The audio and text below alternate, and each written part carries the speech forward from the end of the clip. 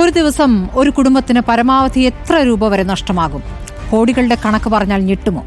കുറച്ചൊന്നുമല്ല, 1900 കോടി രൂപ നഷ്ടമായ ഒരു കുടുംബമുണ്ട്. ഇൻഫോസിസ് സഹസ്ഥാപകൻ നാരായണമൂർത്തിയുടെ കുടുംബത്തിന് ഒരു ദിവസം നഷ്ടമായത് 1900 കോടി രൂപ. ഇൻഫോസിസിന്റെ ഓഹരികളിലുണ്ടായ കനത്ത ഇടിവാണ് ഈ നഷ്ടത്തിന് കാരണം.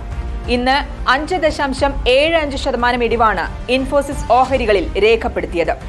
1817 രൂപ 50 പൈസയാണ് ഇൻഫോസിസിന്റെ ഒരു ഓഹരിക്ക് ഇന്ന് വില. 1851 രൂപയിലാണ് രാവിലെ വ്യാപാരം ആരംഭിച്ചത്. ഇന്നലെ 32,236 കോടി രൂപയായിരുന്നു നാരായണമൂർത്തിയുടെയും കുടുംബത്തിന്റെയും ഇൻഫോസിസ് ഓഹരികളുടെ വില. ഇന്ന് വില കുറഞ്ഞതോടെ ഇത് 30,334 കോടിയിലെത്തി.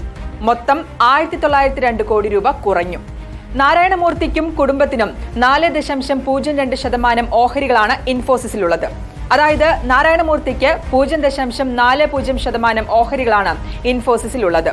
അദ്ദേഹത്തിന്റെ ഭാര്യ സുധാമൂർത്തിക്ക് 0.92% ഓഹരിയുണ്ട്. മകൻ രോഹൻ മൂർത്തിക്ക് 1.62%, മകളും മുൻ UK പ്രസിഡന്റ് ഋഷി സുനകിന്റെ ഭാര്യയുമായ അക്ഷത മൂർത്തിക്ക് 1.04% ഓഹരികളുള്ളത്. നാരായണമൂർത്തിയുടെ കൊച്ചുമകന് 0.04% ഓഹരികളും ഇൻഫോസിസിലുണ്ട്. ഇവർ 5 പേർക്കും കൂടിയാണ് 4.02% ഓഹരി പങ്കാളിത്തം. ഓഹരി വില കുറഞ്ഞതോടെ ഇൻഫോസിസിനും കനത്ത നഷ്ടമാണ്.